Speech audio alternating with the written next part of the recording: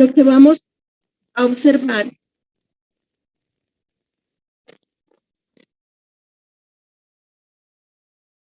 es que la mutación va a aparecer en la segunda generación sin que haya una evidencia de afección en el fenotipo en la primera generación. Entonces aquí se está cumpliendo algo muy sencillo, que es un salto generacional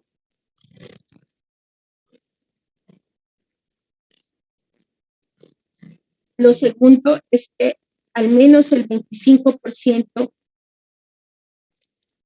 del genotipo puede transmitirse, ¿cierto? Por lo que hablamos un 25% de transmisión como mínimo. Y lo tercero es el alelo mutado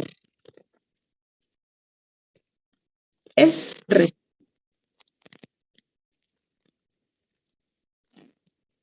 Muy bien. Ahora la ligada al sexo dominante. Entonces, nosotros podemos hablar de ligado al sexo, bien sea que consideramos el cromosoma X o que consideremos el cromosoma Y. En el cromosoma Y no va a haber tantas diferencias porque como solo es un cromosoma, si es dominante o si es recesiva, pues nosotros generalmente vamos a obtener como la misma proporción de afección en los individuos, porque estamos observando solo la distribución del alelo afectado en un solo cromosoma. Entonces, todos los hombres, por regla general, siempre se van a ver afectados. En el caso del X, dado que en las mujeres se expresa como un doble X y en los hombres como un XY, pues sí vamos a encontrar diferencias importantes. Entonces, lo primero es que si nosotros tenemos esto,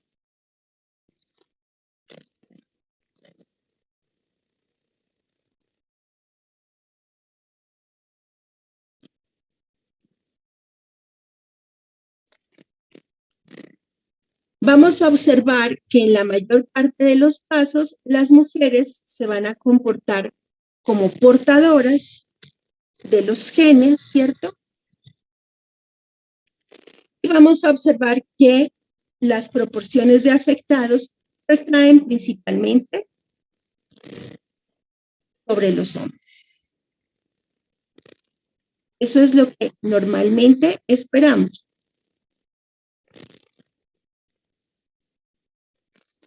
Entonces aquí nosotros ya podemos esperar que haya una transmisión del gen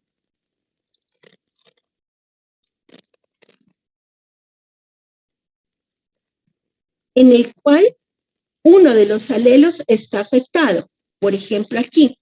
Entonces, si nosotros aquí tenemos un padre que asumimos como homocigoto recesivo, pues la probabilidad que tengamos de que uno de los hijos sea afectado va a ser diferencial en el caso de la autosómica recesiva. Aquí nosotros siempre consideramos que es importante hacer el esquema de cruzamiento, que era una de las preguntas que me hacían en las asesorías. Y es bueno, ¿cómo era que hacíamos el esquema de cruzamiento? Entonces, el esquema de cruzamiento tiene tres partes, uno que son los parentales, los gametos y los fenotipos. En el caso de las ligadas al sexo, entonces nosotros utilizamos el cromosoma del padre y de la madre por connotación diferencial de los alelos. Entonces aquí nosotros vamos a tener que todos los cromosomas se segregan, en este caso también, porque observamos dos genotipos o dos alelos diferenciales en el fenotipo de la madre. Y entonces aquí lo que vamos a tener es una distribución de los cromosomas del padre y de la madre para formar los gametos y para formar los fenotipos en la F1. Entonces aquí nosotros lo que vamos a observar es que se forma con este primer cromosoma Nuevamente un heterocigoto y se observa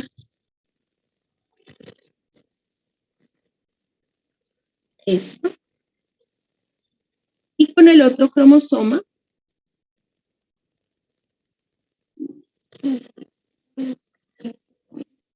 y con el Y, entonces tendríamos nombre afectado,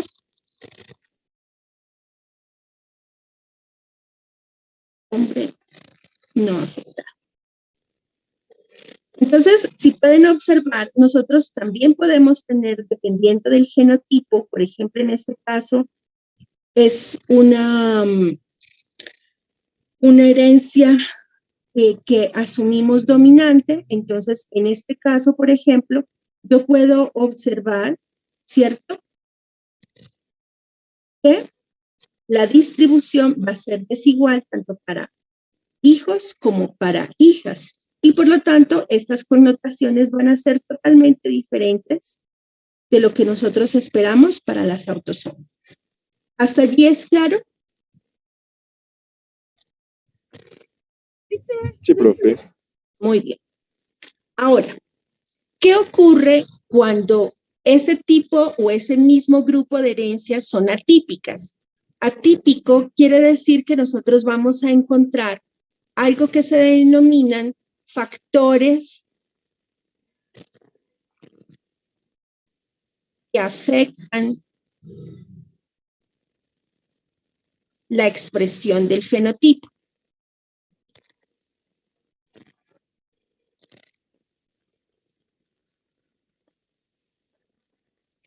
Y por lo tanto, estos factores que afectan la expresión del fenotipo cambian o modifican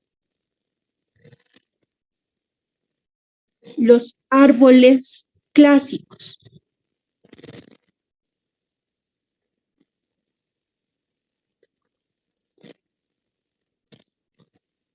Entonces, ¿cuáles son los factores que afectan de forma más frecuente esos fenotipos? El primero de ellos son las mutaciones de novo.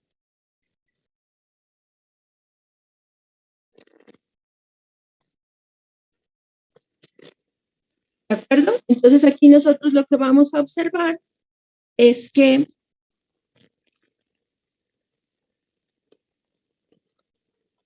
en una dominante, en una autosómica dominante, por ejemplo,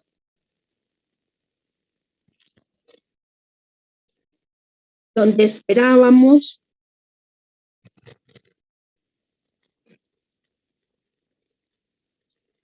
que la frecuencia se presentara en la primera generación, nosotros vamos a observar, por ejemplo, que solo encontramos esto. Encontramos una afección en la primera generación. Perdón, una afección en la segunda generación, pero no lo encontramos en la primera. Entonces aquí vamos a tener una dificultad en la identificación porque podríamos confundirla con una autosómica recesiva. ¿Cómo nosotros podemos dirimir que no se trate de una autosómica recesiva? Entonces, necesariamente tenemos que tener en el texto, ¿cierto?, o en las evidencias duras, una clave que nos logre identificar el proceso. Entonces, por ejemplo, en el ejercicio nos pueden decir la condroplasia,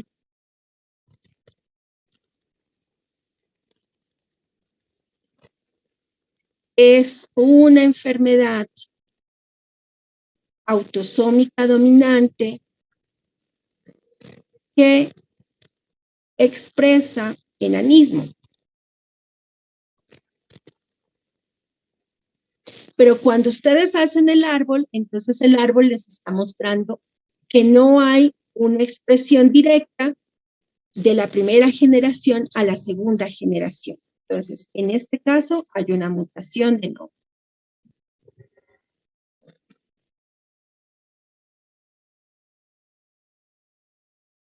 Si es una autosómica recesiva, entonces lo que vamos a encontrar es todavía más confuso. ¿En qué sentido? En que nos van a presentar muchas generaciones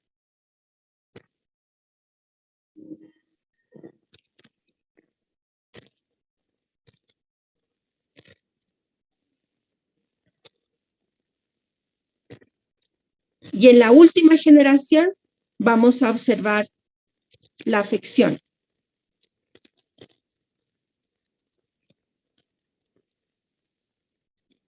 Cuando ustedes observen este comportamiento en donde yo tengo 1, 2, 3 generaciones y no observo ningún rasgo, entonces esto es una mutación de novo para una autosómica recesiva.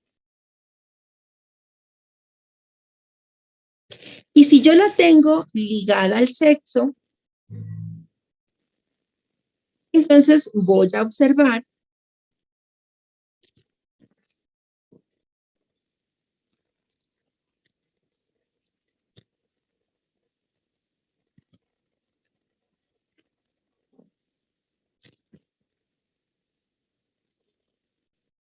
que hay una diferenciación entre las portadoras. Entonces, generalmente, la forma en cómo se plantean los ejercicios, porque los ejercicios se plantean no porque queramos inventar casos extraños, sino porque realmente se reportan casos extraños. Entonces, vamos a observar, por ejemplo, un padre afectado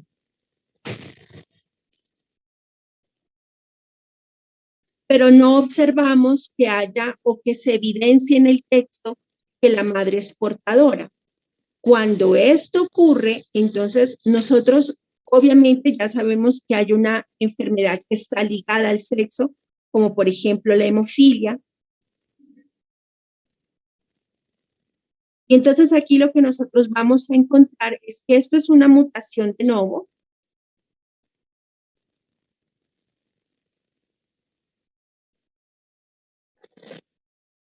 Pero vamos a tener que hacer la recomendación en la prueba genética para que a la madre también se le pueda hacer una prueba que nos permite evidenciar si aquí hubo un caso de portadora que no se evidenció en la expresión del fenotipo. Este es el caso más frecuente. ¿Por qué? La madre puede ser portadora, pero no expresa el fenotipo. ¿Qué quiere decir esto? Que aquí nosotros estamos observando una penetrancia reducida.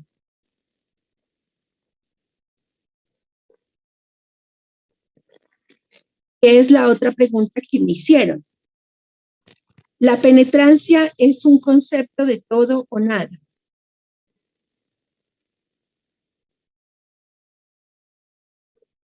¿Cierto? Entonces nosotros vamos a observar o penetrancias del 100% o menores al 100%.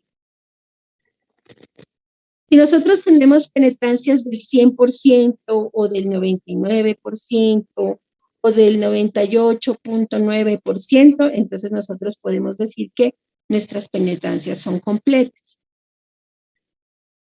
dependiendo del caso. Pero generalmente una penetrancia por debajo del 100% ya ustedes la pueden denominar como incompleta o la pueden denominar como reducida.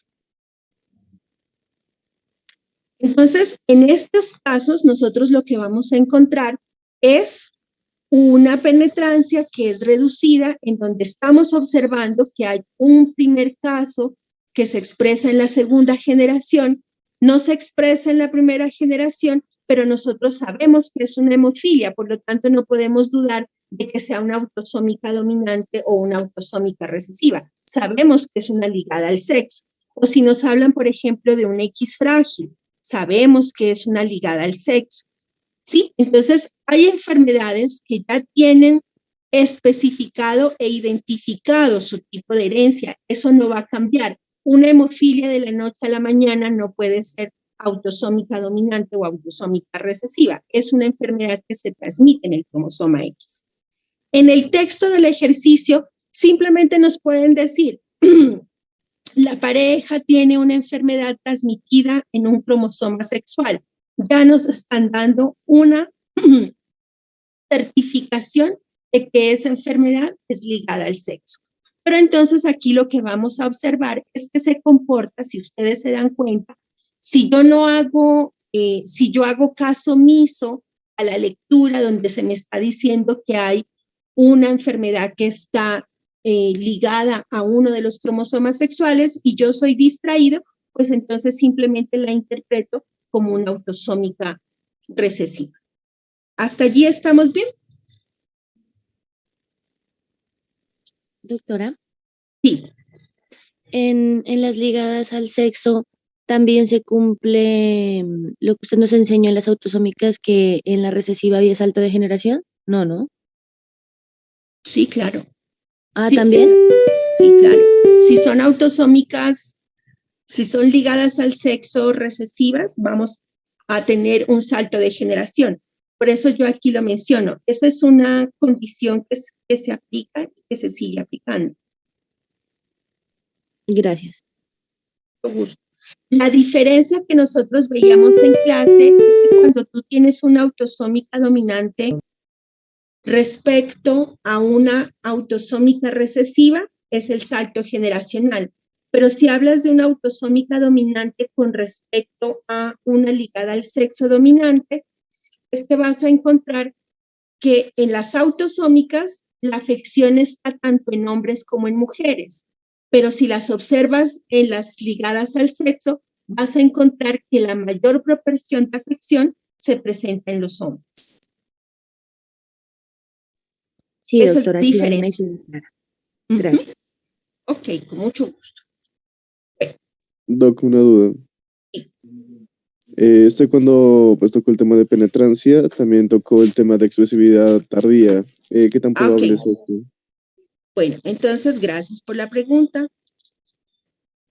Entonces, el otro concepto importante que ustedes deben tener es la expresividad variable, ¿cierto? Y sobre ese vamos a dar algunas puntualidades. Entonces, cuando yo hablo de expresividad, ya entienden la penetrancia. La penetrancia es la probabilidad de que el gen que porta un fenotipo o que expresa un fenotipo de afección se exprese en cualquier nivel de expresividad o tenga cualquier nivel de expresividad. Entonces, bueno, ¿y qué es expresividad?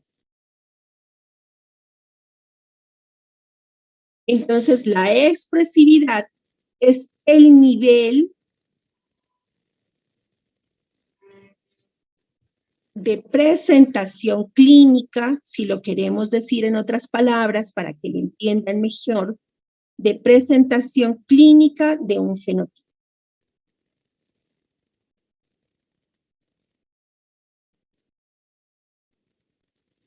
Entonces, habíamos dicho que esta expresividad puede tener una presentación clínica, que puede ser leve, que puede ser moderada o que puede ser severa.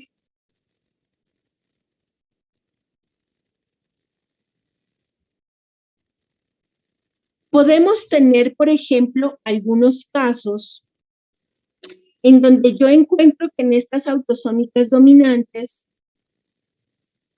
tuve este caso, por ejemplo, ¿sí? Tuve dos individuos afectados. Este individuo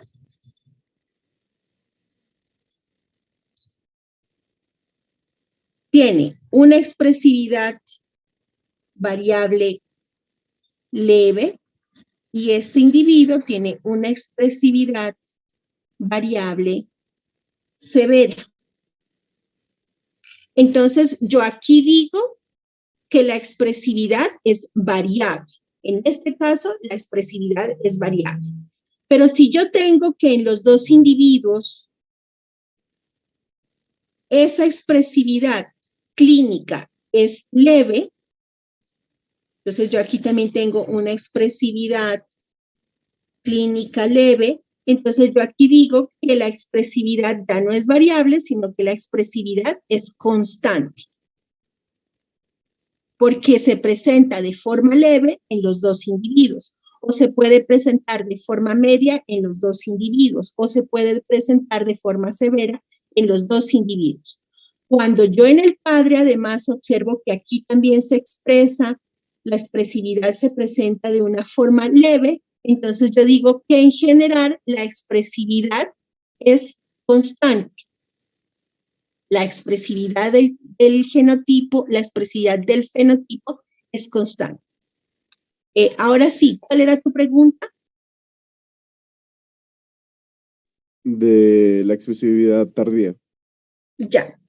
Entonces podemos tener algunos casos. Ya hablamos de la mutación de novo.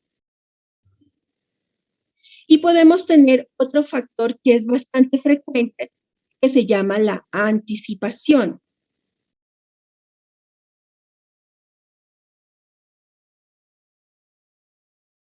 En la anticipación, nosotros podemos observar que en una enfermedad donde esperamos que el fenotipo se exprese desde los 40 años, cuando ocurre un efecto de anticipación, vamos a observar que se presenta en una edad de inicio temprana.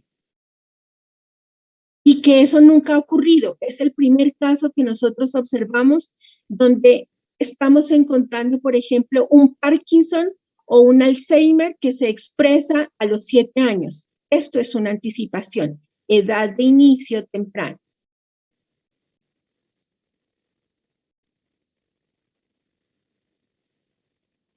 Pero también podemos observar que hay otros casos en los cuales no vamos a tener una anticipación, sino que vamos a tener una expresividad tardía. Esta expresividad tardía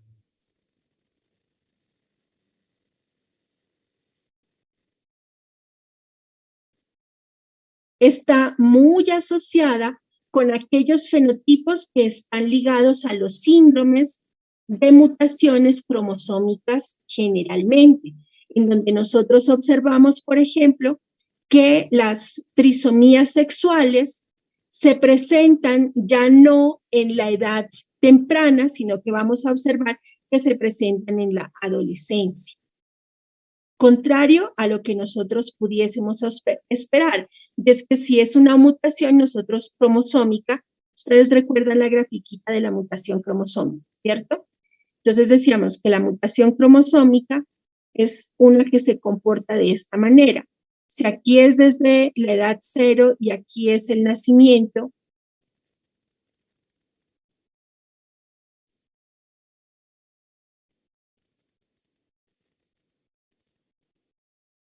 entonces nosotros decíamos que la mayor parte de las enfermedades se expresan durante el primer trimestre del nacimiento, el primer trimestre de la gestación, perdón.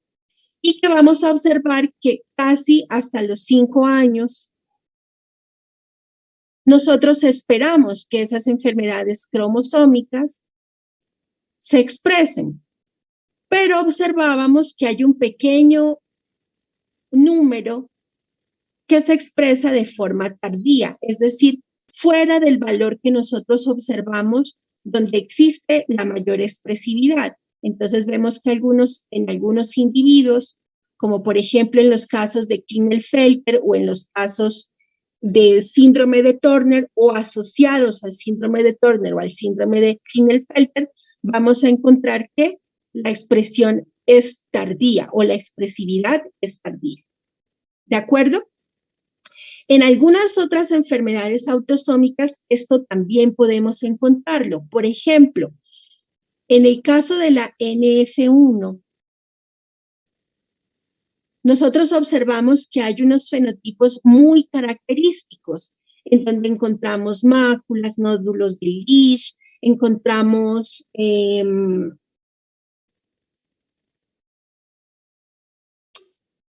las otras dos características, neurofibromas. ¿Y qué me hace falta? ¿Quién me ayuda? Desviación ósea. Desviaciones óseas, muchas gracias. Y me hace falta las desviaciones óseas. Entonces yo puedo encontrar, por ejemplo, una NF1 que se manifieste con máculas en el nacimiento.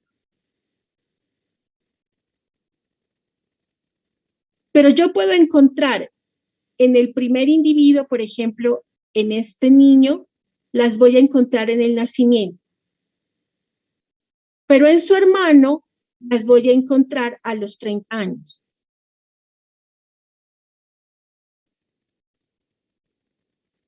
tienen la misma expresión, ¿cierto?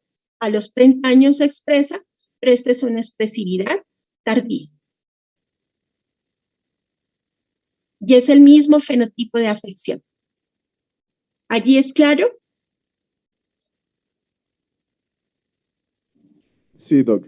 Sino que en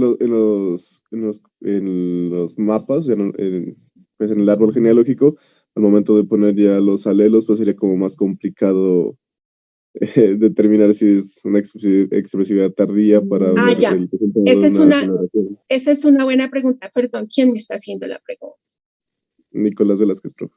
Nicolás, muy bien. Cuando nosotros estamos en un caso particular, ¿qué hizo? Cuando nosotros estamos en un caso particular, entonces generalmente, ¿cierto? Si estamos hablando de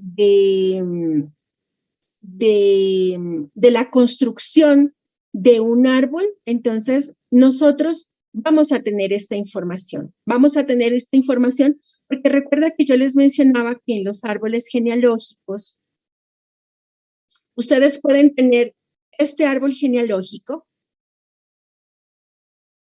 No se olviden de la simbología. Y yo les puedo presentar un árbol genealógico que dice esto.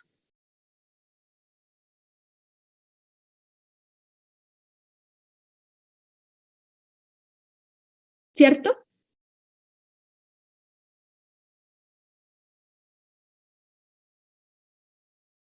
Mira, entonces aquí yo te estoy diciendo, está en la primera generación, es un hombre y tiene 30 años.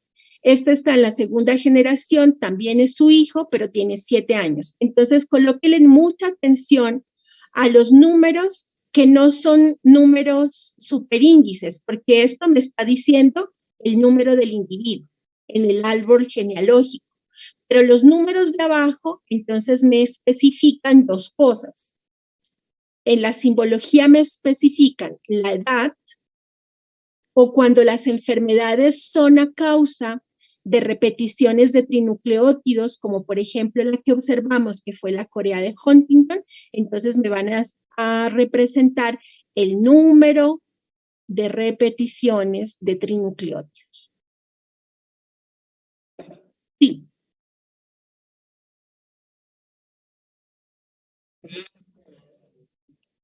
Sí, tú puedes tener la edad, pero allí se hace la especificación cuando tú tienes diferencias en el número de repeticiones, entonces te pueden aparecer los dos valores de esta manera.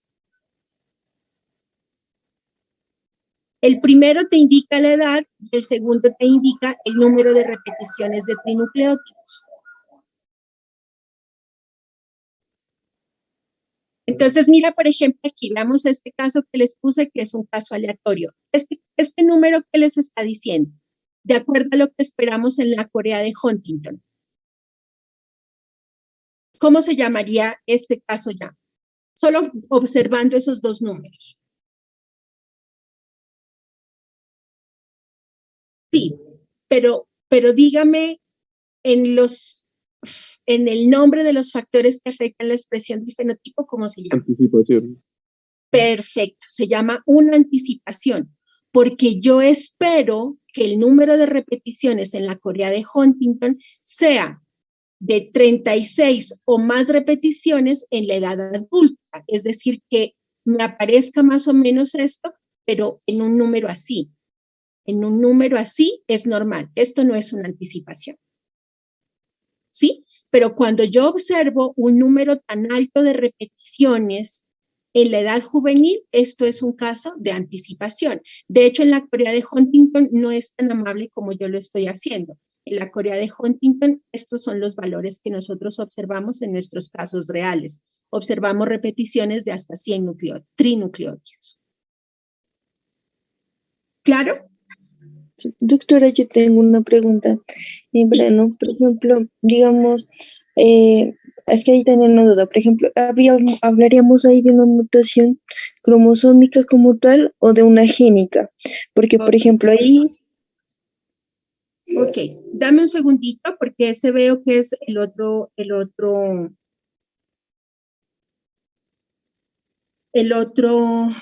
¿cómo se llama? El otro confusor que tenemos, que yo he visto que es muy frecuente en ustedes. Entonces vamos a hacer esa explicación para que ustedes puedan tener mayor claridad.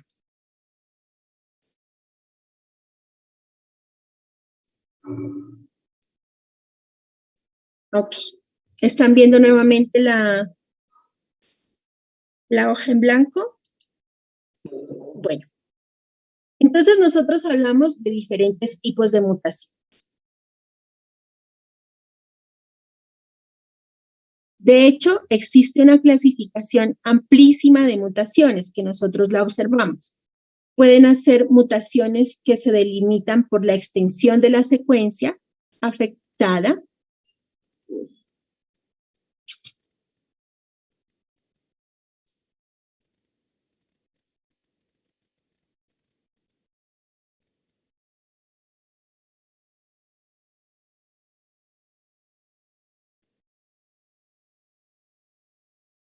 Extensión de la secuencia, pero también pueden haber otras mutaciones que nosotros denominamos inducidas. ¿Cuáles eran las otras mutaciones? Tipo celular. Tipo celular o de líneas celulares que nosotros llamábamos. ¿Cuáles eran las otras?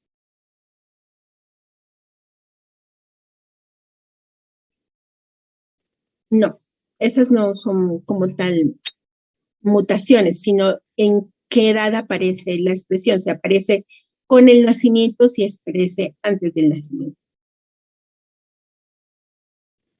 ¿Mm? ¿Y cuáles son las otras? Sí, ¿No sería como congénito. aleatoria? ¿Cómo? Aleatoria, no sé. Aleatorias, muy bien. La mutación de novo es ¿cuál de estas? Aleatoria. Perfecto, es una mutación aleatoria. ¿Y la mutación de novo puede ocurrir en línea germinal o puede ocurrir en línea somática? En ambas. En ambas, muy bien. Listo. Entonces, nosotros decimos, si las mutaciones son por la extensión de la secuencia, quiere decir que yo voy a observar esta secuencia de dos formas. O la observo como la longitud del ADN o la observo como la compactación de ese mismo ADN en el cromosoma. Entonces yo puedo tener unas primeras mutaciones que se denominan génicas. Y estas mutaciones génicas pueden ser a su vez de dos tipos, puntuales o pueden ser índices, que se refiere a inserciones y deleciones, pero estas inserciones y deleciones son pequeñas inserciones y pequeñas deleciones. Estos son pequeños. Porque como son génicas, entonces estamos hablando de un fragmento de la secuencia. Si hablamos de una puntual, pues hablamos solo de una específica, de un nucleótido en la secuencia. Estas son las primeras. Luego vienen las cromosómicas. Aquí es donde ustedes tienen la mayor confusión. Las cromosómicas se refieren a todas aquellas mutaciones que son de tipo estructural.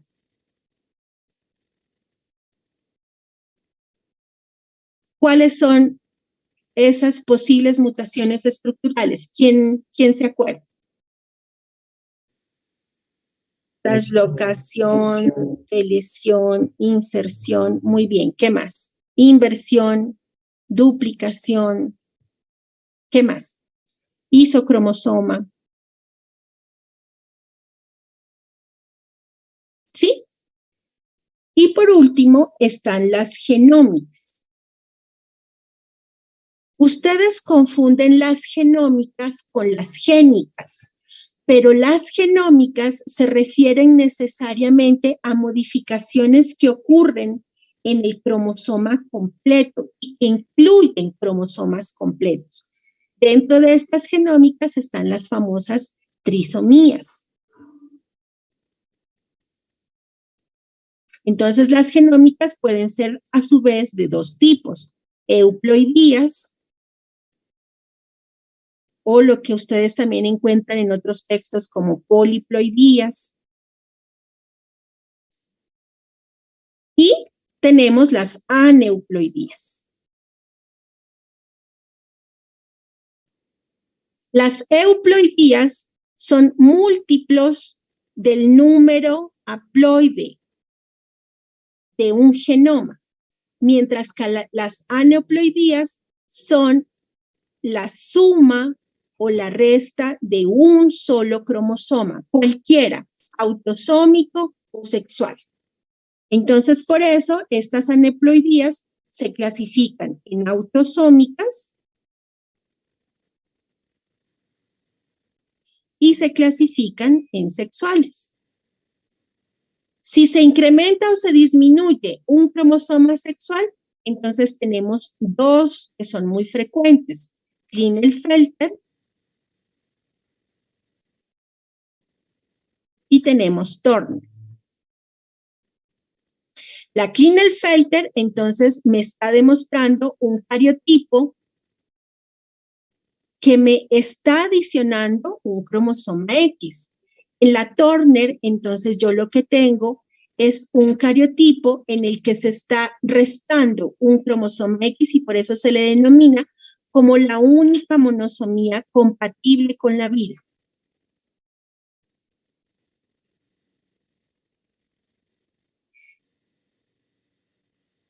Mono viene de un solo cromosoma. Muy bien. En las autosómicas, entonces yo puedo tener que esas mutaciones en el incremento de un cromosoma pueden ocurrir en cualquiera de los 22 cromosomas autosómicos, ¿cierto? Porque en total, si nosotros hablamos de cuántos tipos de cromosomas distintos nosotros tenemos en el genoma, entonces vamos a tener 22 cromosomas autosómicos más el X más el Y. En total son 24 cromosomas de forma distinta. De forma distinta. Aunque el número haploide sea 23. ¿Por qué decimos que es 23? Pues porque en uno de los gametos del padre van a ir 23 cromosomas y en el otro gameto de la madre van a ir los otros 23 cromosomas. Pero cuando lo observamos en el número diploide, en realidad tenemos 24 formas distintas de esos cromosomas, 22 que son autosómicos, un X y un Y. Muy bien. En estas autosómicas, entonces yo puedo tener aumentos o disminuciones de cualquier cromosoma, solo que aquí las monosomías son muy poco frecuentes y generalmente son no compatibles con la vida.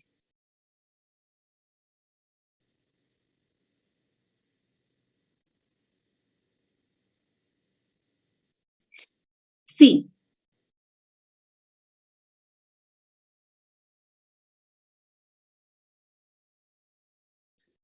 ¿Ah? O que se formó, pero sí, o que se formó y muere en el nacimiento. Pueden ocurrir las dos cosas. Entonces Pero aquí, en estas autosómicas de tipo genómico, tenemos las más frecuentes, que son las trisomías. Entonces aquí tenemos, díganme trisomías. Down. ¿Qué otra? Patau. Patau. ¿Qué otra?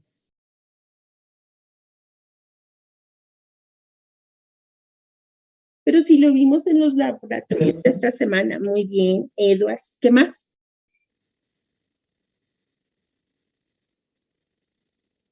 Y díganme ejemplos de estas cromosómicas estructurales. ¿Y George? Chat. Muy bien, Di George. Criduchat, muy bien. Ujú. Que son como las más frecuentes que nosotros también observamos, ¿no? Aunque hay muchísimas asociadas a Criduchat, hay varias de lesiones. Cualquier anomalía que sea estructural de un pequeño fragmento del cromosoma es cromosómica. Si incluye un cromosoma entero, es genómica. Ahí es más claro. Y si es génica, es porque estamos hablando de pequeñísimas porciones, ya no del cromosoma formado, sino de la secuencia de ADN. Por eso se llaman mutaciones de acuerdo a la extensión de la secuencia o de la cromatina o del volumen de cromatina involucrado. Profe, en ese caso la enfermedad de Huntington, por ejemplo, cuando habla de las repeticiones de nucleótidos sobre ese gen, entonces vendría siendo génica, ¿verdad? Correcto, es génica, porque aquí lo que estamos observando es inserciones de 3 nucleótidos, repeticiones de 3 nucleótidos. No estamos hablando de que está dañado un cromosoma o que se está aumentando un cromosoma. Esas son génicas. O cuando les hablan, por ejemplo, de las mutaciones en un gen, en el gen NF1, son génicas. O mutaciones en 4 genes, son génicas. Pero si les hablan de mutaciones en un fragmento del cromosoma, son cromosómicas. O de una deleción del cromosoma, son cromosómicas, son estructurales. ¿De acuerdo? Sí, gracias. Muy bien. Perfecto. ¿Alguna otra pregunta en relación como a la parte teórica para que pasemos a la parte de ejercicios? Sí.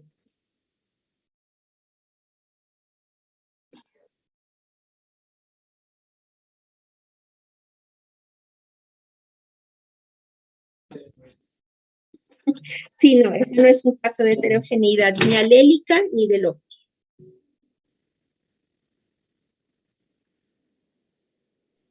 Doctora, Sí. yo sí tengo duda con el mosaicismo gonadal, o sea, yo no entiendo cómo lo podría mirar en un caso, si me lo da el texto, lo miro en el árbol, o sea, tengo mucha dificultad con ese, por favor.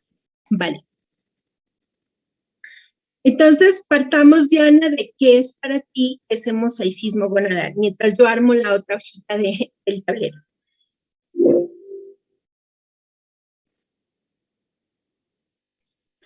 Pues yo, según la clase, le entendí que usted dijo, no, es que es el mismo mosaicismo del síndrome de Down, y pues que la mayoría se daban en la embriogénesis, y que eso pues conllevaba a un riesgo del feto durante Ya. todo el proceso de la gestación. Ya entiendo cuál es tu dificultad en la comprensión. Vale.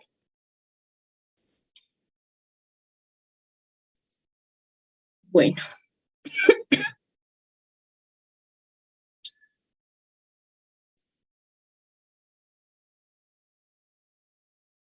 Voy a colocar.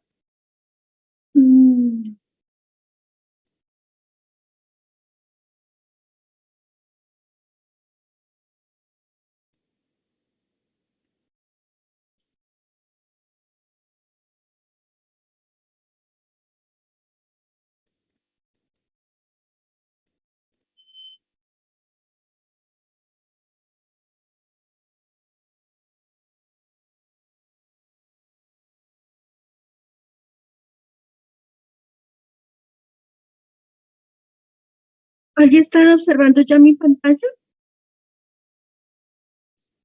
No, doctora. Denme un segundito que está demorándose en el cable. Me avisan, por favor, cuando ya lo estén observando. Ya, doctora. ¿Sí? Ok. Bueno. Entonces, partamos de qué es un mosaicismo. ¿Qué entienden por un mosaico?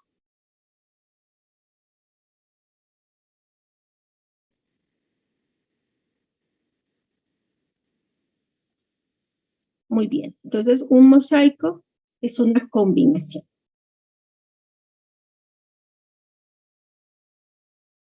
¿Cierto? Entonces, nosotros tenemos en este mosaicismo gonadal, o lo que también ustedes pueden encontrar como mosaicismo germinal, es que vamos a encontrar individuos en los cuales se mezclan las líneas celulares. ¿Yo qué voy a observar, por ejemplo? En el caso que nos mencionaba Diana, creo que era quien me hacía la pregunta. Entonces, yo tengo un síndrome de Down. En el síndrome de Down, yo puedo tener diferentes etiologías. Puedo tener que exista un 46XY más 21, y este es un síndrome de Down. Puedo tener un 46XX más 21, y sigue siendo un síndrome de Down, pero en este caso me están definiendo claramente que lo que ocurre es un efecto genómico, ¿cierto? O una mutación genómica porque es una trisomía.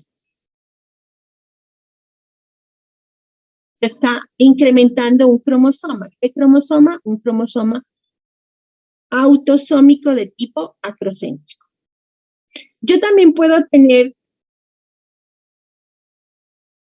46 cromosomas, por ejemplo aquí, un XX, pero puedo tener estos 46X con una translocación del 21 al 14, que es la más común. Entonces aquí ya me están diciendo que es una translocación que la pueden encontrar como T o como TR, del 21 al 14, donde el 21 es un cromosoma acrocéntrico pequeño y el 14 es un cromosoma acrocéntrico mediano. Esto también puede ocurrir para el XY. Pero yo puedo tener otras situaciones en donde yo tenga, en algunos casos, que el mismo individuo tiene células que se comportan como 46XX y además tiene células que se comportan como 46XX más 21. Es decir, por más que yo cuente metafases, voy a encontrar metafases de este tipo y voy a encontrar metafases de este tipo. Metafases donde voy a observar 46 cromosomas y metafases donde voy a encontrar 47 cromosomas. Cuando esto ocurre, entonces hablamos de un mosaicismo gonadal.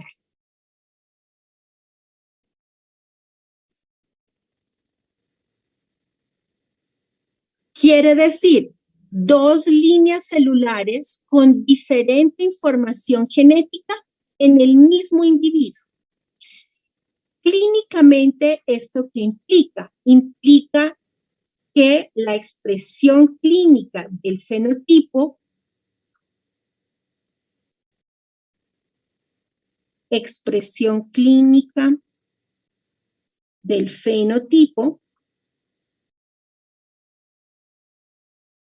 se acentúa. Lo van a encontrar con esta palabra que la usamos muchísimo los genéticos.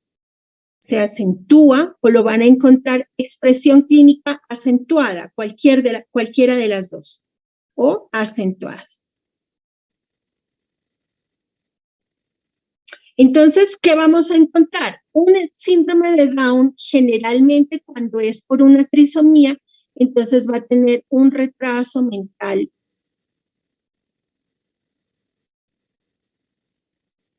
severo. Cuando es por una translocación, va a encontrar un retraso mental moderado. Pero cuando hay una expresión clínica acentuada del fenotipo, cuando existe este mosaicismo, vamos a encontrar un retraso mental leve. Y aquí, Diana, entonces tenemos nuestra primer clave en las evidencias duras para identificar que se trata de un mosaicismo. La segunda clave es que nos van a mostrar que el cariotipo es 46XX, 46XX más 21. Esta es la segunda clave, ¿cierto?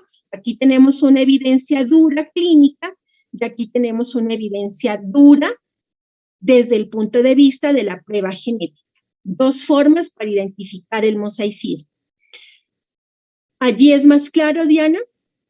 Totalmente claro, doctora, me quedó muy claro ahí. Y entonces con esto, o sea, yo aclaraba porque teníamos muchas dudas con mis compañeros que unos decían que sí, que eso se puede observar en el árbol, o sea, pues para mí no se podía observar en el árbol, pero sí se puede deducir mediante el caso clínico. Ah, ya. No, pues no lo pueden observar en el Claro. árbol, salvo que el árbol, que eso no va a ocurrir, les dijera esto.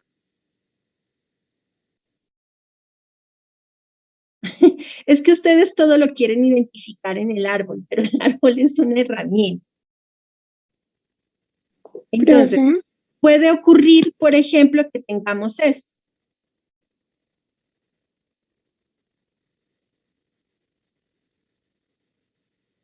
Ahí lo logras identificar en el árbol. Claro, pero de todas maneras ahí es como que nos está diciendo igual, o sea, no es que en el árbol usted va a mirar, no sé, un punto, una coma que diga que tenía el... Claro, a mí me parecía muy extraño y si no les entendía a mis compañeros. No, pero no, bueno, no. ya con esto me queda muy claro, doctora, muchas gracias. Mucho gusto. Doctora, yo tendré una duda ahí, por ejemplo, con respecto al mosaicismo. Entonces, Sí. por ejemplo, digamos, cuando se produce un mosaicismo gonadal, entonces, digamos, los padres serían portadores y las dos líneas celulares diferentes se darían después del proceso de mitosis, ¿verdad? Porque, digamos, o sea, la fecundación, sí. Aquí hay un error en la interpretación. Un padre como tal no es portador de un mosaicismo gonadal. No, perdón, la El madre. mosaicismo gonadal se produce ¿en qué momento del ciclo celular? Recuérdenme un poquito eso. También lo vimos.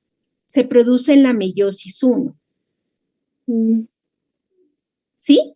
Pero este como tal no es un evento hereditario. Este es un evento que se produce de forma aleatoria.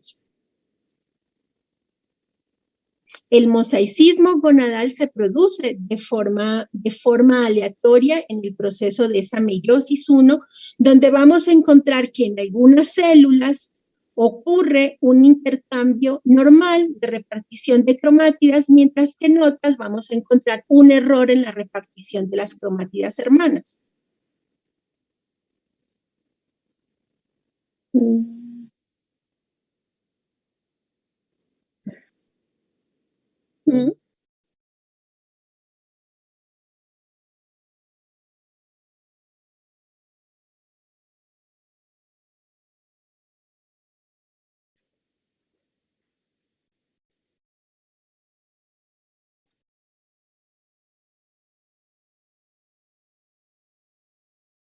Uh-huh. Cuando ya se produce, sí, ese era un error que observábamos ayer, ¿no?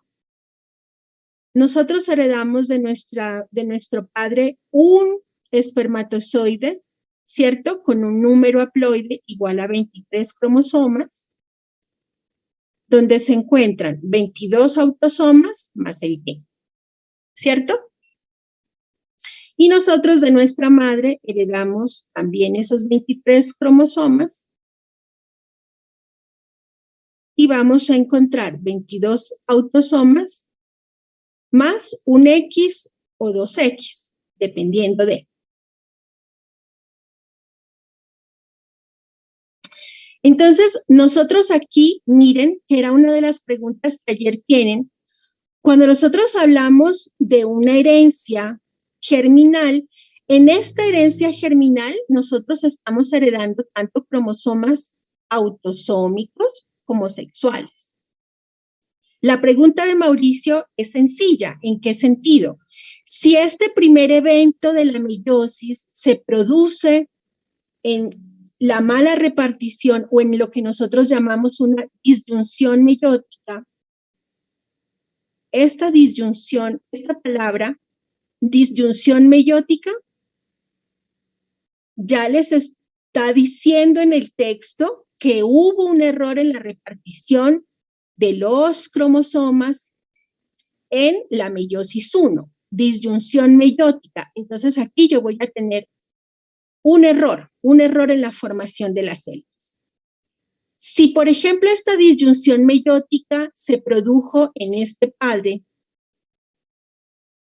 la pregunta de Mauricio es, ¿esta disyunción meiótica que ya se formó en el padre se hereda o no? ¿Qué opinan ustedes?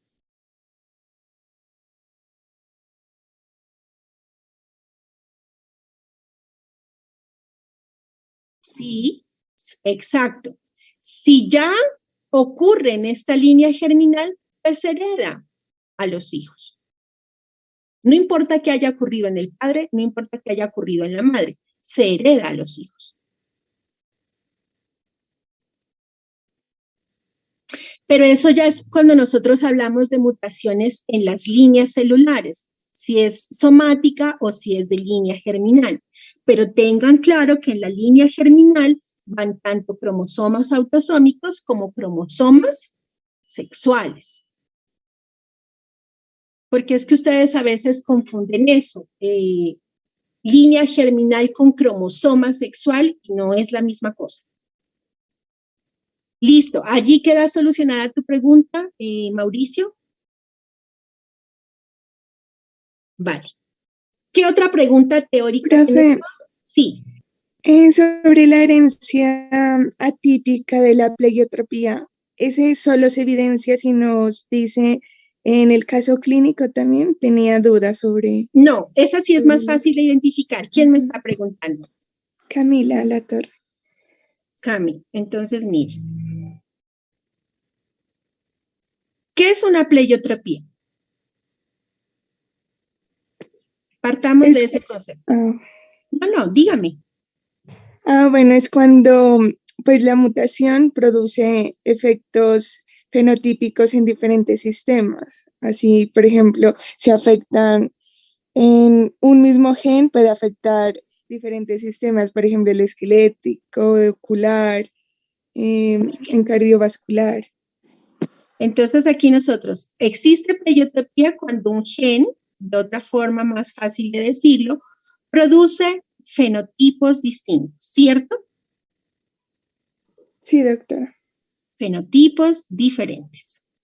Entonces tenemos el fenotipo 1, el fenotipo 2, el fenotipo 3. Muy bien. Ahora usted me pregunta, ¿cómo yo puedo identificar un efecto pleiotrópico en un caso? Esa es su pregunta, ¿cierto? Sí, doc. Muy bien. Entonces a usted le dicen, existe una mutación en, dígame, un gen que hayamos visto. El gen FBN1. El gen F.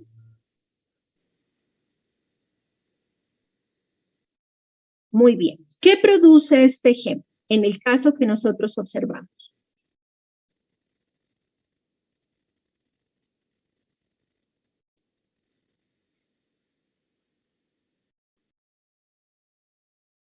¿Qué cosa? Ok, talla alta. ¿Qué más produce? Miopía. Muy bien. Dilatación de cristalino. Y en la parte cardiovascular, dilatación de válvulas y la aorta. Muy bien. Ok.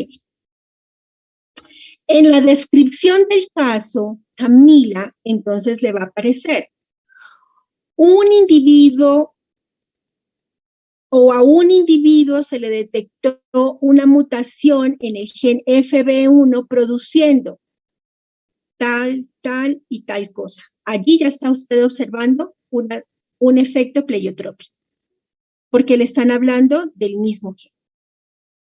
Y esto es muy diferente a cuando a usted le dicen un síndrome, ¿cierto? Porque usted ya sabe que el síndrome es un complejo de enfermedades, por lo tanto usted asume que cada fenotipo, como por ejemplo el de Down, ocurre porque hay una mutación diferencial en genes distintos. Pero en el caso de la pleiotropía, usted va a tener solo un gen asociado a la descripción de distintos fenotipos en el mismo individuo. ¿Lo puede identificar en el árbol genealógico? No, eso se identifica en la clasificación de la evidencia dura y de la evidencia blanda.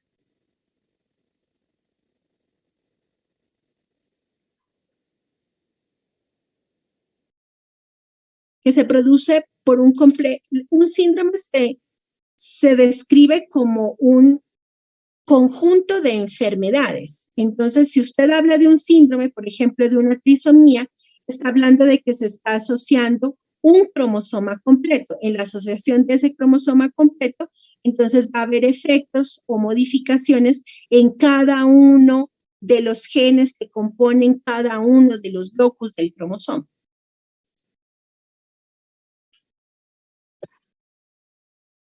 Sí, pero espérame, Mauricio, espérame un rato. Camila, ¿queda claro? Sí, doctora, muchas gracias. Con mucho gusto. Ahora sí, Mauricio. Pero de todas maneras, sí invito a todos los otros estudiantes conectados, porque tenemos 36 estudiantes conectados. Invito a todos los estudiantes a que hagan sus preguntas, resuelvan sus dudas para que podamos mejorar como esa confianza en la resolución del caso. Doctora, Sí. Doctora, hay en esos términos entre pleiotropía y heterogeneidad, ¿cómo es? Heterogeneidad alélica, me confundo un poco como en el concepto, o sea, ¿en qué se diferencian? Ya. Yo tendría la misma duda, pero con heterogeneidad de fenotipos. O sea, ¿sería lo mismo prácticamente que pleiotropía? Ya. La heterogeneidad de fenotipo quiere decir cuando nosotros observamos distintos fenotipos que están causados por la mutación de un gen. Si hablamos de un efecto pleiotrópico, estamos hablando igualmente de la heterogeneidad de un fenotipo, ¿sí? Pero pueden confundirlo con la heterogeneidad de expresión del fenotipo. ¿Por qué? Porque clínicamente podríamos decir simplemente que hay un efecto leve, moderado o severo. Ese también es una expresión variable del fenotipo, pero no es una heterogeneidad del fenotipo. La heterogeneidad del fenotipo se define como fenotipos distintos, claramente reconocibles. ¿Están compartidos o están asociados a efectos pleiotrópicos? Sí.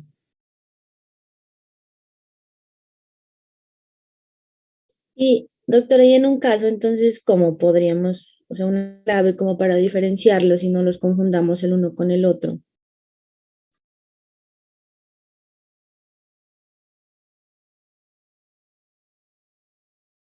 ¿En qué sentido?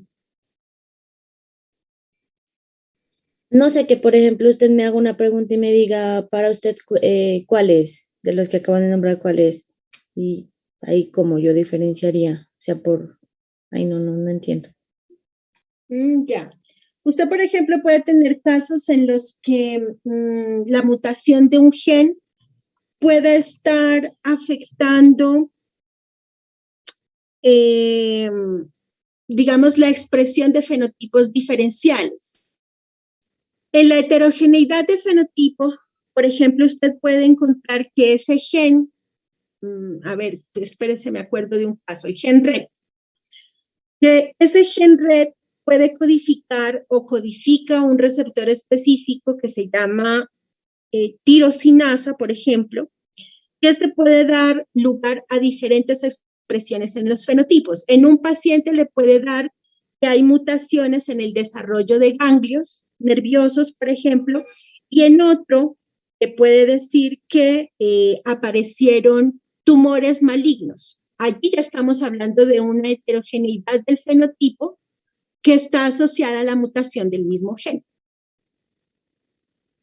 Pero doctora, recuerda que decíamos que en la heterogeneidad alélica también producían como afecciones fenotípicas diferentes, que algunas hablamos del moco y de la secreción en los pulmones y otras que afectaban al riñón. ¿No sería ahí como muy fácil de confundir? No, porque, no, porque cuando usted habla es que la heterogeneidad del fenotipo es la expresión del fenotipo, lo que usted está observando en ese fenotipo. Pero la heterogeneidad alélica, voy a encerrar aquí esto para que no nos confundamos, aquí en un pedacito del también. Cuando usted tiene una heterogeneidad alélica, heterogeneidad.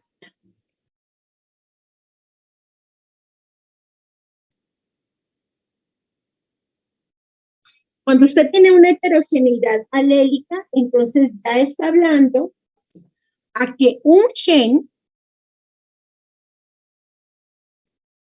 a diferencia de este, ¿cuál es la descripción clásica de un gen? Un gen tiene dos alelos, ¿cierto? Eso es lo que nosotros aprendimos. Cada gen tiene dos alelos y de acuerdo a la interacción de esos dos alelos, yo puedo encontrar diferentes fenotipos. Pero cuando usted tiene una heterogeneidad alélica, entonces tiene que entender que pueden haber muchas mutaciones asociadas a un mismo gen que tiene varios alelos, tiene más de dos alelos.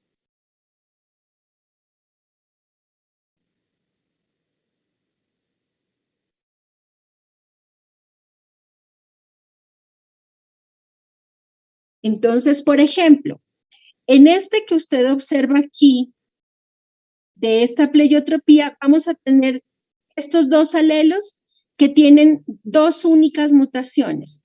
Una mutación en uno de los alelos, por ejemplo aquí, o esta otra mutación. Pero cuando usted tiene un efecto de heterogeneidad alélica en ese mismo gen, con estos dos alelos diferentes, usted puede tener, como el caso que yo les explicaba, que usted menciona, hasta 1.400 mutaciones en esos alelos.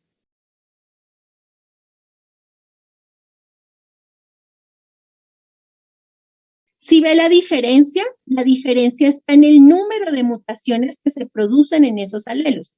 Aquí hablamos de unas mutaciones que están produciendo un número de fenotipos reducidos. Pero si yo encuentro en esos dos mismos alelos 1.400 mutaciones asociadas, ¿cuántos posibles fenotipos puedo encontrar?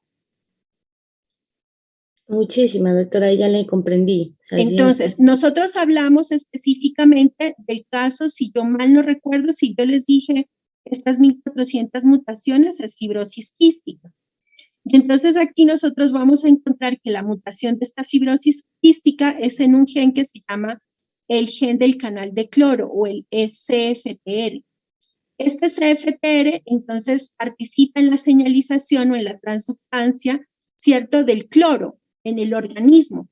Pero como produce 1.400 mutaciones, pues en algunos casos esa mutación lo que hace es que esa transductancia no se dé de forma correcta y hay acumulación de moco, por ejemplo, en pulmones. En otros se va a generar un efecto o una mutación diferente que va a producir fallas en riñón.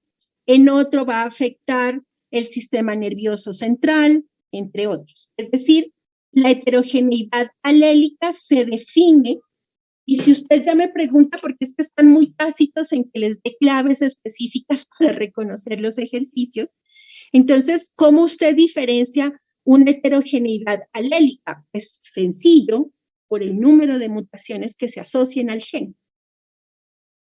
Va a encontrar un número excesivo de mutaciones asociadas. Ya, ¿Ahí es doctora. más claro?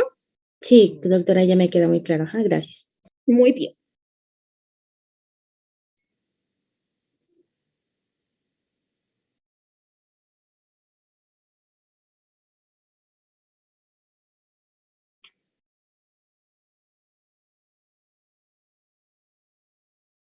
Ok.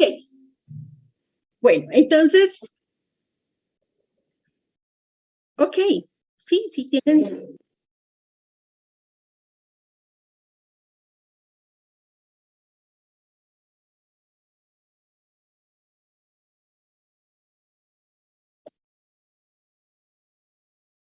Ujú.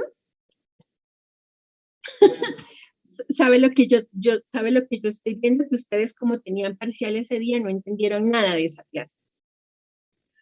Pero no importa, yo les explico. Dígame pues. El gen de impronta, ya, perdón. El gen de impronta o el efecto de impronta es mucho más sencillo de identificar, y ese sí se identifica directamente en el árbol genealógico.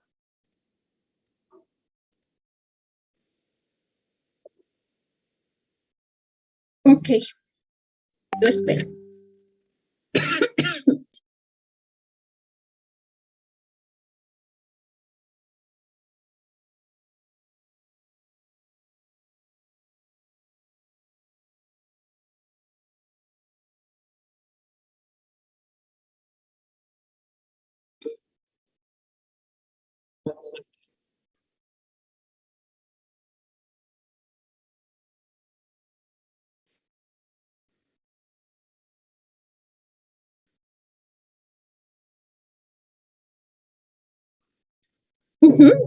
Ese símbolo, bueno, entonces, primero diferenciemos. Ese símbolo que usted observa allí, y vamos a colóquele las generaciones, por favor, para yo poder explicar mejor. Generación 1, generación 2, generación 3. Muy bien. Ahí le falta un numerito a la generación 3. Muy bien.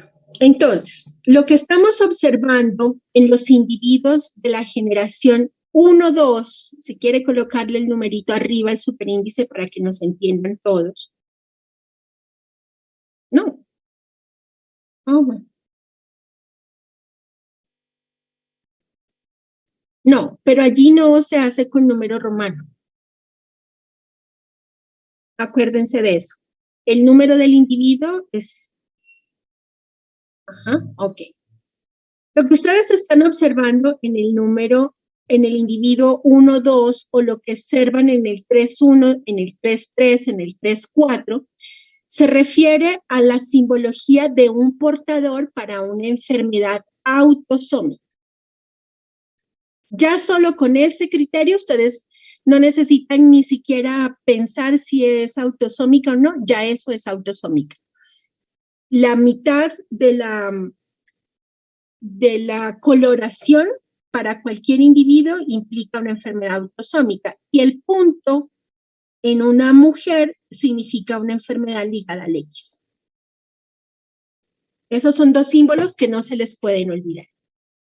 Bueno, entonces aquí, ¿qué estamos observando? Realmente aquí lo que nos están indicando esos símbolos de el sombreado a la mitad en las mujeres o en los hombres, lo único que nos están indicando es que se trata de un genotipo heterocigoto. Pero si yo miro el árbol, pues lo que yo estoy observando allí simplemente es una delimitación para revisar ese genotipo, que sea heterocigoto o que sea homocigoto. ¿Sí? Sin embargo, nosotros estamos observando que hay otros heterocigotos a los que sí les tenemos que tomar importancia, porque resulta que esos heterocigotos, aunque son portadores, están afectados, que son todos los heterocigotos de la generación 2. Entonces, ¿qué es importante cuando yo tengo un efecto de impronta? Que yo pueda observar primero si el gen me produce el mismo fenotipo o no, y si los colores de los genotipos son diferentes o son iguales. Aquí yo, ¿qué estoy observando?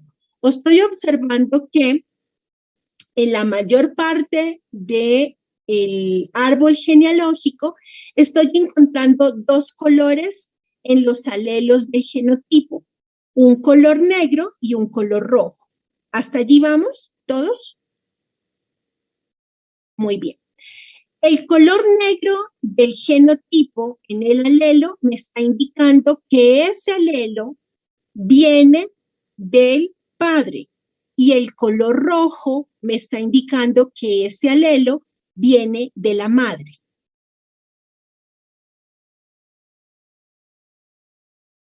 ¿Hasta allí estamos? Ok. Entonces, miren lo que está ocurriendo. ¿Qué tenemos que revisar en relación a la descripción del fenotipo? Ayúdame, Mauricio, a leer lo que significa cada fenotipo.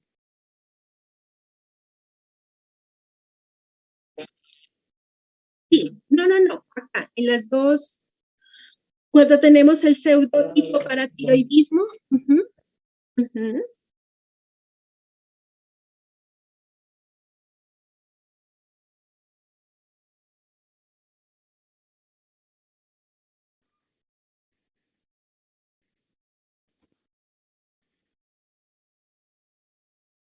Uh-huh.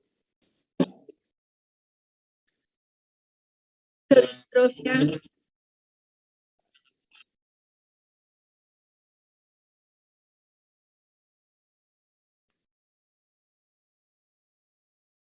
Muy bien. Entonces, primero ustedes hagan el ejercicio de observación para que me puedan entender. Fíjense solamente en esos individuos heterocigotos y miren el cambio de la expresión del fenotipo. Si ustedes observan que la afección está sombreada de forma total, entonces nosotros lo que vamos a tener es ¿qué tipo de fenotipo? Muy bien. Pero si observamos que está sombreado a la mitad, ¿qué encontramos?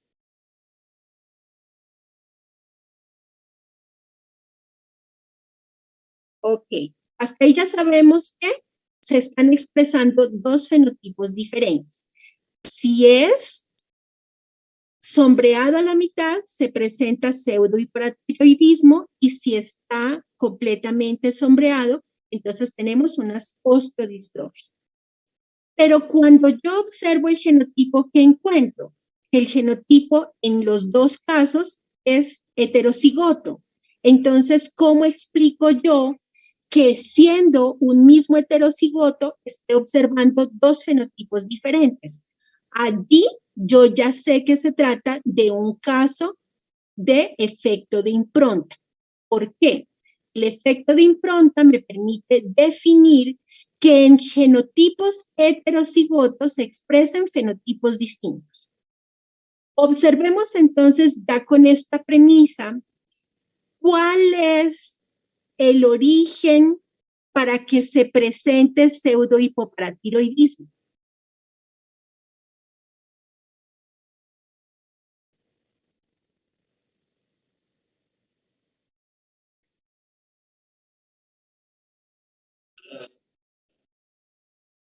Muy bien, entonces mira, cuando en el mismo genotipo heterocigoto, ¿cierto? Yo tengo que los dos alelos son de la madre, o que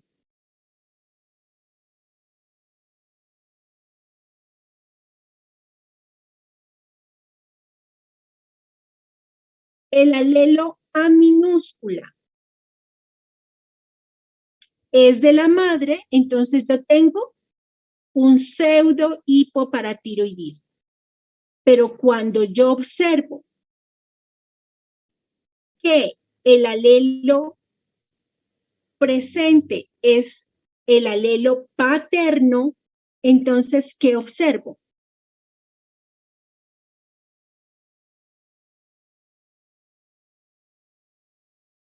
Miren, Miren el origen paterno y miren el origen materno. Entonces, hagamos otro ejercicio para que lo entiendan mejor. Díganme en qué individuos se encuentran un origen paterno y en qué individuos se encuentran un origen materno. En la generación 3 habría origen paterno. En el En la generación 3. 1, 3, 4. 1, 3, 4. Ok, ahí tenemos un origen paterno. Muy bien. Y otra pregunta importante, ¿cuál es el alelo mutado? Independiente de si es origen paterno o materno, ¿cuál es el alelo mutado? La mayúscula. Muy bien, entonces lo que tenemos que mirar es la segregación de ese A mayúscula. Ya sabiendo eso y sabiendo que el A mayúscula rojo es de origen materno y que el A mayúscula negro es de origen paterno, entonces, ¿qué podemos deducir? Podemos deducir que en el caso de la generación 2, la mayor parte de los individuos tienen un fenotipo asociado a un origen materno. Pero en la generación 3 tenemos que la mayor parte de los fenotipos tienen o están asociados a la distribución o a la segregación de un origen paterno, porque miren que aquí el alelo que se está segregando es de color A negro. Cuando eso ocurre, entonces observamos que el fenotipo es diferencial, ¿cierto? Observamos que cuando la segregación en la generación 3 está acumulando en el genotipo un alelo dominante negro de origen paterno, entonces se presenta el fenotipo de Albir, que es el fenotipo de osteodistrofia hereditaria. Pero cuando observamos que lo que se segrega es el alelo A dominante de la madre, entonces ya no se expresa el fenotipo de Albrecht, sino que se expresa un pseudo hipoparatiroidismo. ¿Allí es más claro? Entonces, en este caso, primero, ¿qué es lo más importante que ustedes tienen que reconocer? Cuando tengan un árbol parecido a esto, simplemente observen, sean cuidadosos en la observación de si el genotipo heterocigoto está expresando fenotipos distintos. Si un genotipo heterocigoto expresa fenotipos distintos, estamos hablando de un efecto de impronta.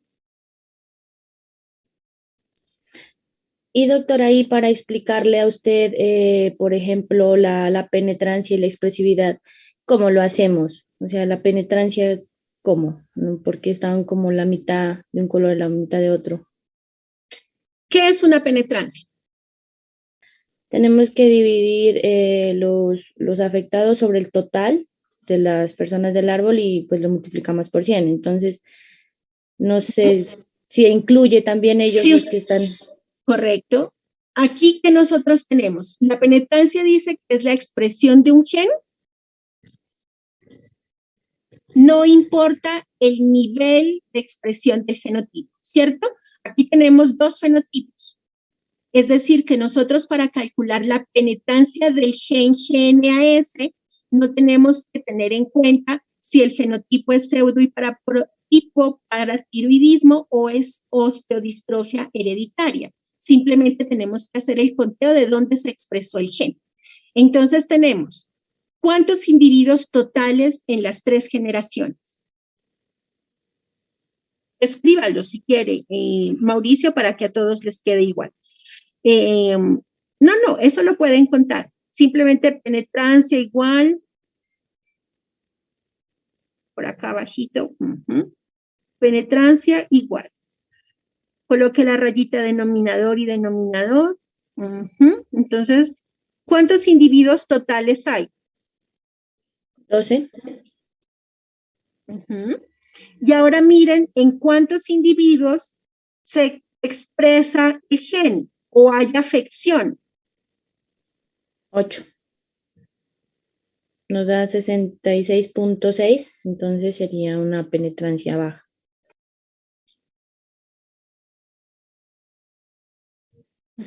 Lo puede expresar mejor como penetrancia reducida o incompleta. ¿Listo? Bueno, doctora, gracias. Entonces aquí tendríamos un efecto en el cual la penetrancia del gen GNAS tiene una penetrancia reducida o incompleta. Listo. Y para la expresión, ¿cómo lo haríamos? Podemos... Bueno, ahí si usted es muy fácil de observar la expresión. ¿Esa es una expresión variable o es una expresión constante? Variable. Doctora, pero yo podría decirle, por ejemplo, en la generación 2, solamente en la generación 2, en los individuos 1, 3 y 4, ¿hay una expresión completa? No. No, esa era mi duda también. O yo hablo en general del árbol. No. Usted habla del árbol. Si me va a decir que hay una expresión completa, entonces lo correcto sería que usted me diga. Para los individuos 1, 3, 4 de la generación 2 y para el individuo 5 de la generación 3, hay una expresión completa del fenotipo de pseudohipoparatiroidismo. Porque si me lo deja como completa, me está asociando los dos fenotipos y la respuesta es errada. Listo, doctora, ya. Gracias.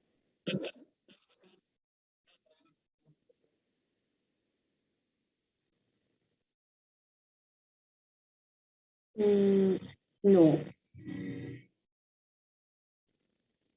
No, es un efecto de impronta, se llama así.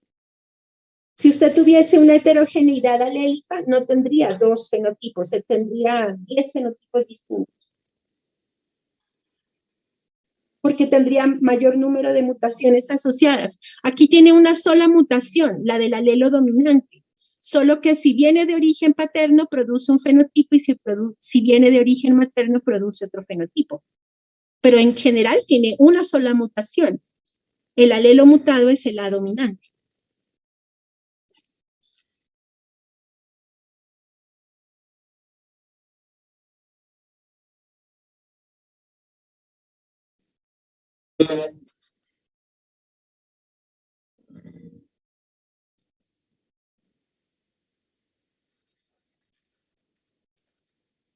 Pues tiene que ser de su esposa.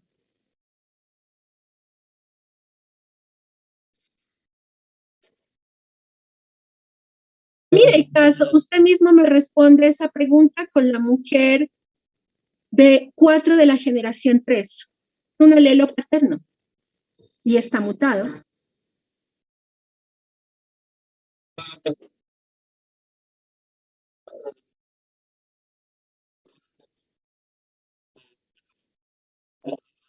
Mauricio. Usted es Mauricio y es hombre, yo soy Carol y soy mujer. Si tenemos el mismo padre y la misma misma madre, yo puedo heredar el gen mutado de mi padre o de mi madre, independiente de que sea hombre o mujer. Doctora, yo creo que Mauricio se refiere que por qué esa mayúscula si el padre tiene AA minúscula. ¿En dónde? O sea, el padre en la generación 1 es A minúscula y entonces que por qué en la generación 3 aparece ya la A mayúscula, creo que Mauricio quiere decir. Sí. Porque tienen una madre diferente, Diana.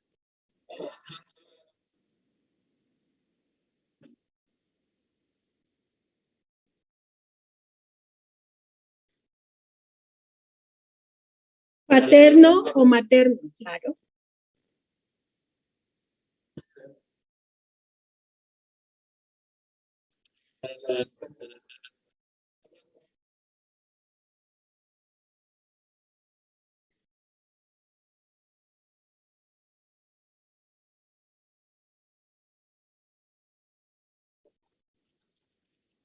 ¿De acuerdo? Sí.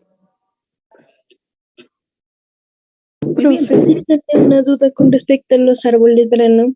Es que a veces hay varios árboles, por ejemplo, bueno, uno dice, bueno, la madre se unió con el hombre, digamos, tuvieron hijos, ¿no? Pero a veces hay casos que, por ejemplo, solo está, digamos, por ejemplo, el padre y de ahí sale hacia abajo dos hijos, pero no está, o sea, como no hay madre, o sea, no hay No hay Ajá. cómo. Esos son los casos complejos, Gabriela. Y entonces allí usted necesariamente tiene que hacer el esquema de cruzamiento para las dos posibilidades.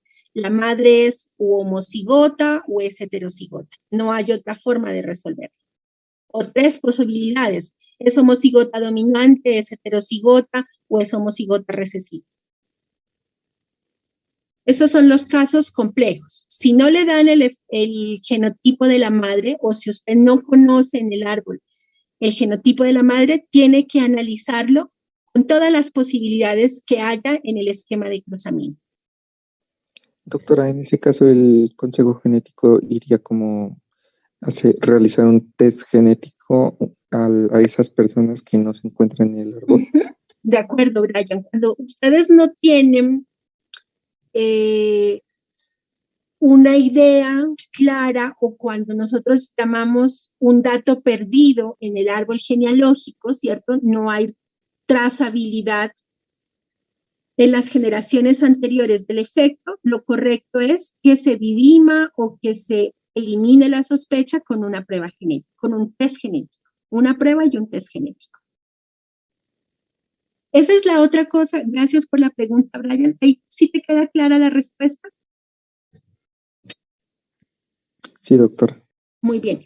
Esa es otra cosa que tienen confusor ustedes. Confunden prueba con test.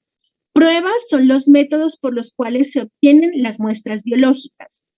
El test o la técnica son las formas con las cuales analizamos las pruebas. Entonces, yo puedo decir una prueba de amnocientesis o puedo decir una prueba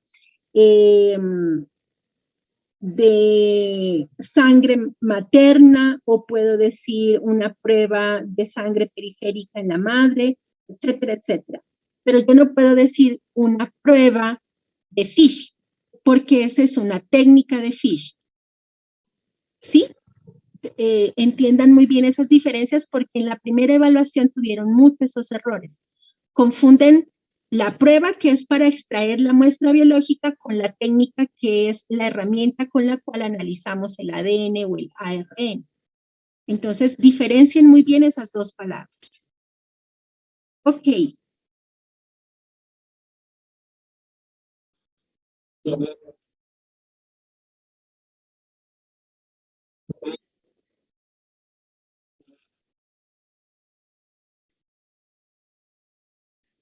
Pero eso es incorrecto. Claro. O sea, usted no puede asumir que yo como profesora entienda que usted me está diciendo que el test es la traducción de la prueba y que por eso dice la prueba, porque usted está hablando en español y en español la prueba tiene un concepto y la técnica tiene otro concepto.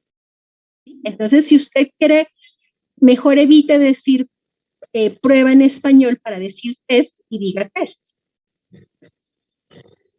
para que usted mismo no tenga el confusor.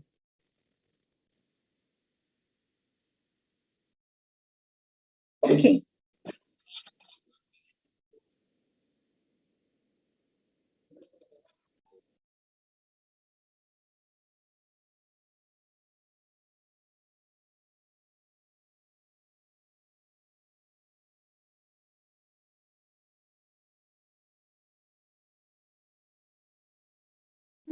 Que yo les coloque un caso en una evaluación, no.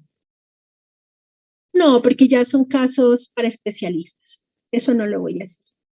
Mi idea es enseñarles, no traumatizarlos con la genética. Eso ya nosotros los resolvemos y nos podemos demorar hasta un mes resolviendo un caso de esos. ¿Puede ocurrir? Sí, puede ocurrir. Pero si la pregunta es, ¿va a aparecer en una evaluación? No, nunca. Nunca les voy a colocar un caso tan complejo porque es muy confusor. Eso solo lo resolvemos con pruebas genéticas para mirar cómo es el proceso de segregación de padres a hijos.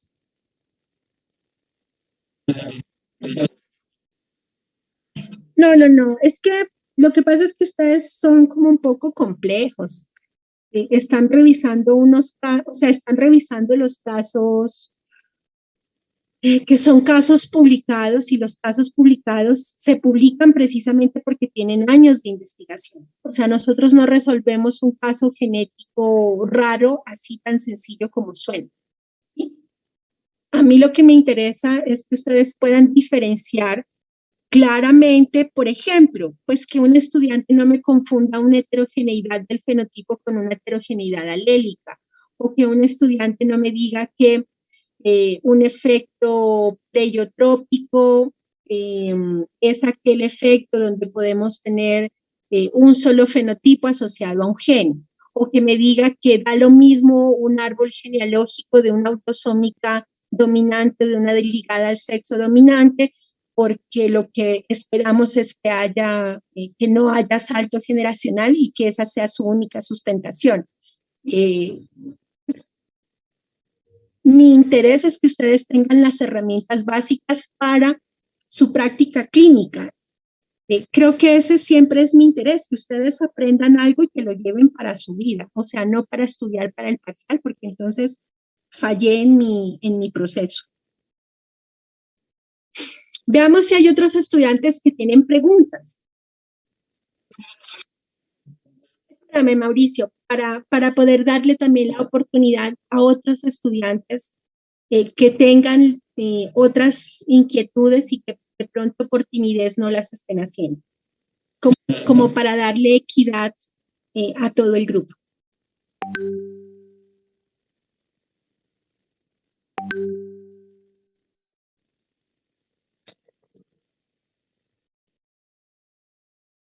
Sebastián, Paola, Nicolás, Natalia, Joana, Maritza, María Alejandra, Luz Dari, Luis, Quiroz Guevara, Leslie, Carol, Leider, José. Pues por mi parte ya hay todas las preguntas, profe. Muy bien, Nicolás, me alegra que esta asesoría. Ahora la pregunta, ¿fue mejor resolver hoy este taller? 100%, doctora. Sí, la verdad, sí. Excelente, profe, sí. Ok, Dania, Carolina, Daniela, Dani Alejandro, Daisy Sofía, Dubán, George, preguntas. Carol, Tocallita, preguntas.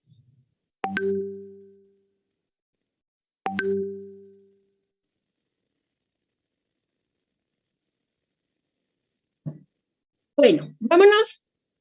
Vamos a hacer un recesito de 10 minuticos para hidratar la voz. 10 minuticos. Vámonos a la resolución de casos. ¿De acuerdo? Para que hagamos... Antes de que se me olvide. Dime, Nicolás. En cuanto a las, pues que diga las herencias atípicas, pueden mezclarse, por ejemplo, digamos, una impronta con ¿cómo le...? Tan bello. La respuesta es sí.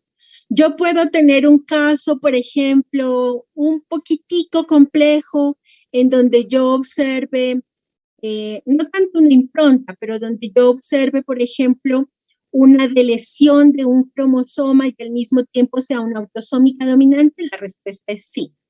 ¿El caso me lo dice? La respuesta es sí.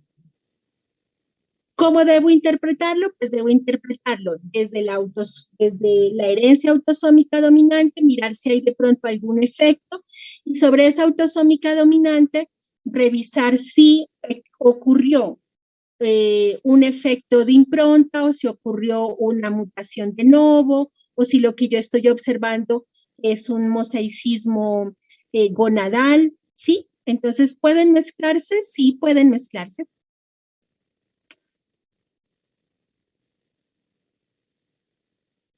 Listo, Doc, gracias. Doctor, yo tengo una pregunta, pero es relacionada con el síndrome que tenemos fuera del laboratorio. Vale, Daniela. Es que nos dice que cuando se presenta es del síndrome de Edwards. Entonces dice que cuando se presenta por traslocación o una trisomía completa, pues el síndrome es más fuerte. Entonces, ahí cuando es por mosaico, o una trisomía incompleta, pues es más leve. Entonces, ¿a qué se refiere con trisomía completa e incompleta? Ujú. Nosotros podemos tener trisomía completa cuando el cromosoma total está adicionado. Entonces, en este caso, si hablamos de una trisomía de Edwards, estamos hablando de un cromosoma 18 adicional completo. Cuando es una trisomía incompleta, quiere decir que se adicionó, por ejemplo, los brazos P, el centrómero y una fracción del brazo Q. Eso es una trisomía incompleta. Ok, doctora, gracias. Y mira que allí ese caso está bonito porque se presenta en una expresión de fenotipo diferencial al síndrome de Down. Porque mira que aquí nos está diciendo que cuando es la trisomía y es la translocación, observamos fenotipos severos. Mientras que en el Down, si tú lo comparas con el Down, cuando es una trisomía es la más severa, cuando es una translocación es la media y cuando es un mosaicismo es la leve. Muy bien.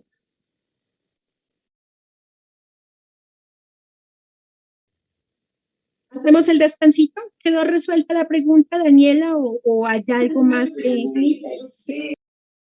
Sí, doctora. Perfecto. Hacemos un descansito de 10 minuticos y volvemos con ejercicios. ¿De acuerdo? Bueno, profe, gracias.